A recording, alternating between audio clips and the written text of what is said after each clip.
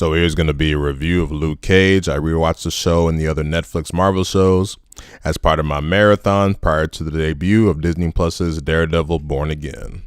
As mentioned, this was a rewatch as I had watched these shows when they originally came out, with Season 1 coming out in 2016 and Season 2 coming out in 2018. Like the other shows in the Defender saga, this was a Netflix-produced show set in the Disney MCU. Originally it aired only on Netflix, but now you can watch it and those other Marvel Defender shows on Disney+. The titular character Luke Cage first appeared in Jessica Jones Season 1, and then he got 2 seasons of his own show, in addition to appearing in The Defenders, set in between Season 1 and Season 2 of his show. Luke Cage is one of the more popular street-level heroes in Marvel, and I had seen the character before in video games and other stuff here and there. Knew the basics of the character. A big and tall with unbreakable skin, aka being bulletproof. Quite the power for a black guy. In this show, Luke Cage, a man with unbreakable skin, emerges as a protector of Harlem, who defends the streets from crime bosses who threaten the safety of everyone. Tone and vibe is fairly different in all the other Marvel Defender saga shows. The blaxploitation vibes are just all over Luke Cage here in all the appropriate modern ways. Music, tone, and flair all nail this 70s dynamic with a modern hip-hop kind of spin.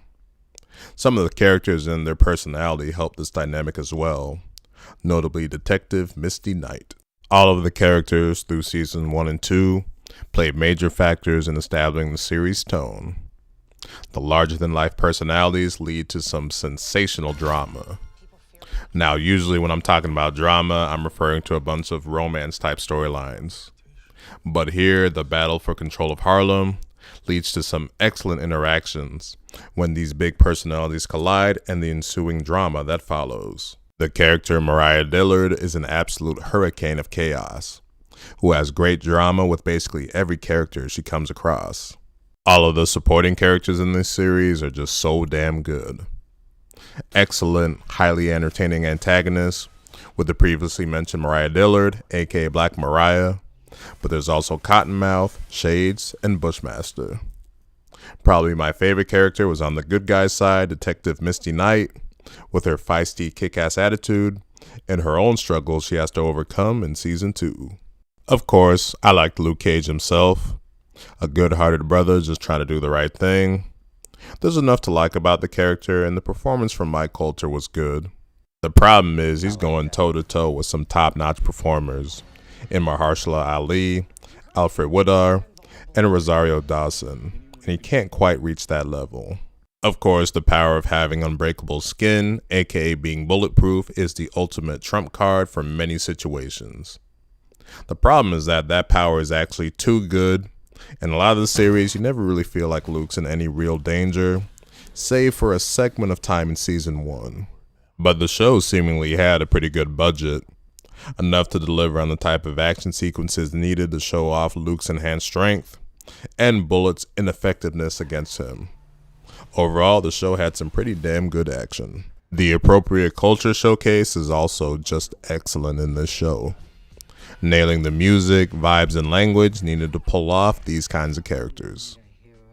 Now, I've always thought it was perplexing the way Season 1 was received. Again, I'm going to dance around any just straight up story spoilers if you haven't seen the show, but it's divided basically into 2 halves. The first half of Season 1 focuses on Cottonmouth as the antagonist, and the second half introducing Diamondback with the rise of Mariah Dillard sprinkled throughout. Cottonmouth was just played brilliantly by Mahershala Ali. Before he was Blade, he was in Luke Cage. Well, I guess 6 years later, he's still not Blade. But whatever, he was great as this hardened criminal boss of Harlem, who despite his at times aggressive methods, I actually somewhat genuinely liked him just because he was so damn charismatic. His initial conflict with Luke Cage is what kicks off the action in typical superhero tragic type fashion, but there's great back and forth between the two in the first half of the season, along with damn great excellent supporting characters helping things along the way. Season 1 of the show was just going along so great, and then halfway through it makes the creative decision to focus on a new antagonist in Diamondback, a high-ranking militaristic crime boss who has major ties to Cage's past. Honestly, this was one corny-ass nigga with some corny-type dialogue and a corny performance to go with it. This was in large part an annoying character who I spent a lot of time not liking, partially in the way you're supposed to dislike a villain. But despite these problems, this is what made him work, to some degree anyway. Diamondback introduces the only real danger to Luke Cage, which is a special bullet capable of piercing his unbreakable skin. Because of this, the second half of Season 1 is the only instance where you feel the character is in any real kind of danger, adding a level of tension not featured in the character's other appearances.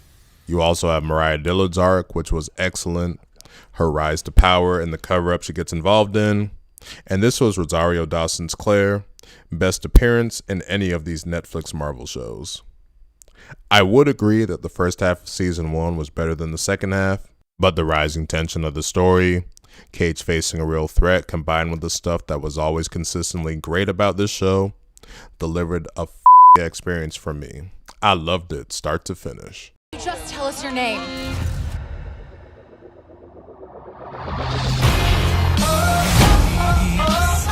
Mr. Cage's next appearance would be in The Defenders. I did a review for that series about a month ago, so check it out if you want to hear my thoughts on that show. In terms of how it relates to Luke Cage, it is an important transition period in between where he's left off at the end of Season 1 and how things start off with him at the start of Season 2. It's more crucial also for Misty Knight, as it sets up her initial struggle at the beginning of Season 2. Bushmaster is the main adversary of Season 2, a Jamaican crime boss who uses drugs to enhance his strength. He has vendetta against Mariah's family for the loss of his family when he was a child. This character had a great presence, loved his way of talking, a Jamaican accent is just always going to be entertaining. And when all is revealed about him, you totally understand and to some degree root for him against Mariah. The problem is, I never really bought him as a real threat to Luke Cage, unlike Diamondback. Even with the drugs that Bushmaster takes, he's not as strong as Cage, nor is he bulletproof, so yeah. Not to mention, for as good as this character's story was at points, it disappointingly really goes out with a whimper at the end. Mariah's story is still great, and the chaos and wreckage her decisions result in, as well as the continued excellent supporting characters, mostly returning, but a few new ones like Mariah's daughter Tilda. The storytelling isn't quite as good though as in Season 1. There were a few episodes surprisingly towards the end, where the story was just meandering, although I did think it was cool the times the show made use of the two leads from Iron Fist, Danny and Colleen. The final 2 episodes though were fantastic, and I just loved how the show ended. At the time, I would have appreciated it more, and I'm sure everyone else would have also, had I known it was going to be the show's finale, but it does work as a great ending for the show. So yeah, not quite as good as Season 1, but Season 2 still does enough great to where I still think it's excellent. Excellent. Collectively, I love this show as much as Daredevil. Would love to see some kind of follow-up under Disney, but I'm not exactly holding my breath for it. So that'll do it for this review of Luke Cage. If you made it to the end of this video, thank you for watching. Says you're not my sidekick. Me? It's my show.